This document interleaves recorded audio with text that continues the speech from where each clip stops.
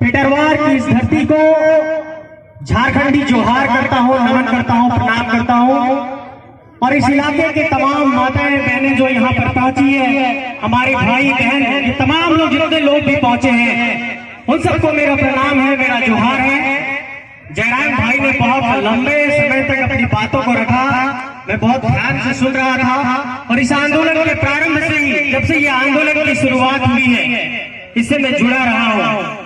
एक बात मैं ये कहना चाहता हूँ कि अगर पेटरवार के लोगों की ये जमीन यहाँ पर जा रही है, अगर हाईवे का चौड़ीकरण हो रहा है, और जिस आर्टिकल, जिस कॉन्स्टिट्यूशन के जिस आर्टिकल अनुच्छेद का जो जिक्र किया जयराम भाई ने, मैं ये मानता हूं कि अगर जमीन हमारी है तो फैसला हमारा होगा, जमीन हमारी है तो दर हमारा होगा, जमीन हमारी है तो निर्णय हम लेंगे।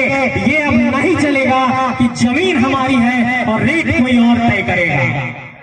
एक बात इस पर समझिए, मैं इस पर कुछ नीतिगत बात आपको समझाने की कोशिश कर रहा हूं। इसको समझिएगा कि किस तरीके से इस पर एक तरीके से आप लोगों को शिकंजे में कसने की कोशिश की जाती है। जब कोई हाईवे बनना होता है तो national highway authority of India, जिसको राष्ट्रीय राजमार्ग प्राधिकरण कहते हैं, वो यहाँ से रिपोर्ट भेजती है। उसकी यूनिट स्टेट में है, यहाँ पर राज्य में उसकी इकाई रहती है, वो उसका प्रपोजल भेजती है कि हम यहाँ से हाईवे बनाना चाहते हैं, यहाँ पर जमीन चाहिए। वहाँ के लोकल सीओ से वो रिपोर्ट ली जाती है, उसके बाद वो दिल्ली जाता है, उसके बाद अधिग्रहण का प्रस्ताव आता है, उसके बाद स्टेट गवर्नमेंट के पास पहुँचता है, मुख्य सचिव के पास पहुँचता है, उसके बाद फिर वो जिला के डीसी के पास पहुँचता है, फिर जिला में जिला भूअर्जन पदाधिकारी को ये जिम्मेवारी दी जाती है कि जमीन दीजिए हमें अधिग्रहण करके। उस पर फिर सीओ साहब अधिग्रहण करने के लिए आते हैं और फिर मुआवजा तय होता है।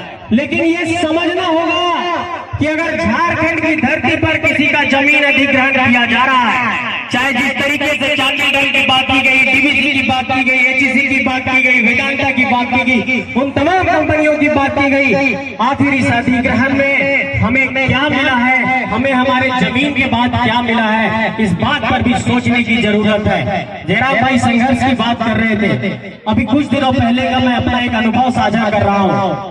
मैं भारत का प्रतिनिधित्व कर रहा था, दुबई एक कॉन्फ्रेंस में गया था, यूनाइटेड नेशन का एक कॉन्फ्रेंस था।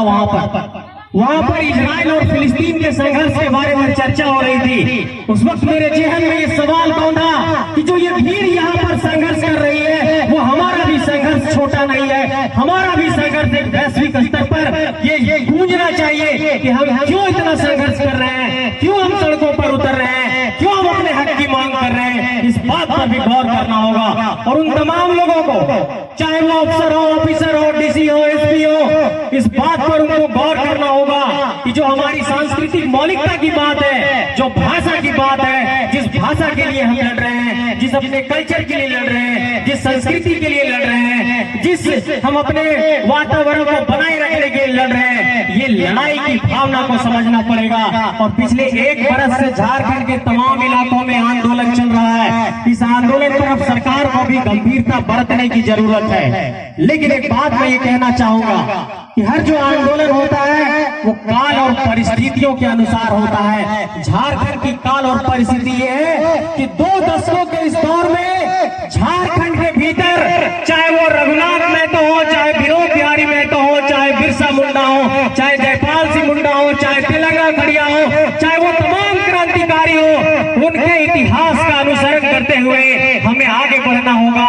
और ये भी गौर करना होगा कि आखिर ऐसा कैसे हो गया कि जब सिद्धू कानू ने पहली बार स्वतंत्रता संग्राम की लड़ाई लड़ी, जब संथाल विद्रोह हुआ, तो ये कहां से आ गया कि 1857 की क्रांति पहली क्रांति थी। इसका मतलब इतिहास के पन्ने में भी हमारे इतिहास को झुटलाया गया है। इन सारे सवालों पर भी आपको गौर करना होगा और इन सारे सवालों को भी समझना होगा। इस बात पर भी गौर करना होगा कि रघुनाथ महतो कौन थे। इस बात पर भी गौर करना होगा कि जिसने पढ़ो और लड़ो का नारा दिया, जिस विनोद बाबू ने पढ़ो और लड़ो का नारा दिया, आज अगर उनकी ही पार्टी, उनके द्वारा बनाई गई पार्टी की सरकार है, तो वो सरकार हमारा कितना सोच रही है, इस पहलू पर भी आपको विचार करना होगा, इस पहलू पर भी आपको सोचना होगा।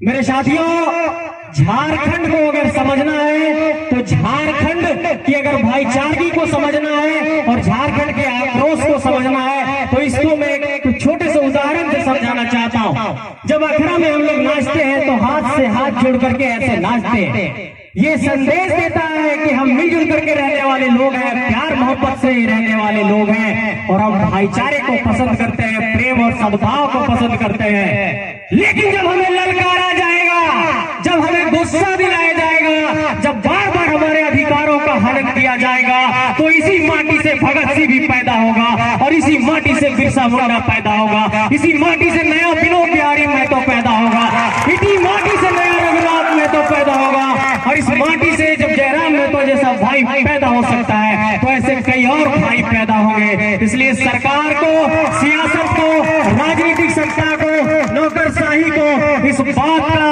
अब अंदेशा हो गया है कि झारखंड के नौजवान जाग गए हैं, वो पढ़ने लिखने लग गए हैं। अरे हम महतो लोग हैं, मुंडा लोग हैं, आदिवासी लोग हैं, गरीब गुरबे लोग हैं, तो ये समझने की कोशिश नहीं करिए कि हमें संविधान नहीं आता है और हम संविधान नहीं जानते हैं, हम मौलिक अधिकार नहीं जानते हैं, हम कॉन्स्टिट्यूशन को नहीं पढ़े हैं। और ये जो हीन भावना लोगों ने रखी है कि अरे ये झारखंडी लोग हैं, चंद पैसे में बिक जाएंगे, उन्हें कुछ मुआवजा दे करके हटा देंगे, ये आपने सदियों सदियों तक किया है, लेकिन अब ये नहीं चलेगा। इसलिए मेरी माताएं मैंने एक बार जोर से बोलिए आप लोग, इनकलाब जिंदाबाद, इनकलाब जिंदाबाद।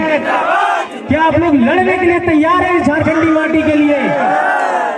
लेकिन एक बात और कहना चाहूंगा कि कई बार हमारे भाई को मैंने सुना कि वो मार्टिन लूथर का जिक्र करते हैं, नेल्सन मंडेला का जिक्र करते हैं, गांधी का जिक्र करते हैं, भगत सिंह का जिक्र करते हैं। इन विचारों को आप लोग पढ़िएगा भी और जीवन में कब कितना भगत सिंह बनना है, कब कितना गांधी बनना है, कब कितना नेल्सन मंडेला बनना है, कब कितना मार्टिन लूथर बनना है, इस बात का भी आकलन करिएगा। हम लोग हमेशा गुस्से में रहेंगे, हमेशा आक्रोश में रहेंगे तो हो सकता है उसका कोई फायदा उठा ले। इसलिए गांधी के विचारों की भी प्रासंगिकता रहनी चाहिए, भगत सिंह के विचारों की भी प्रासंगिकता रहनी चाहिए और सबके विचारों का समावेश हमारे आंदोलन में दिखना चाहिए, ताकि हम वैचारिक तौर पर भी समृद्ध बन सके, ताकि हम विचारों से भी मजबूत बन सके, ताकि हम लोगों से जब लड़े तो कानूनी तौर पर भी हम लड़ सके। इन सारे सवालों पर भी गौर करिएगा। और एक छोटी बात और कहना चाहूंगा कि हम लोग लगातार कहते हैं कि हमें नौकरी नहीं मिल रही है, नौकरी के लिए हम लोग यहाँ पर लड़ रहे हैं, यहाँ पर परीक्षाएं हो रही है तो बार बार परीक्षाओं का परिणाम कैंसिल हो जा रहा है। ऐसी बहुत सारी परिस्थितियां हैं, लेकिन कुछ छोटी छोटी बातें हैं जिस पर गौर करना होगा।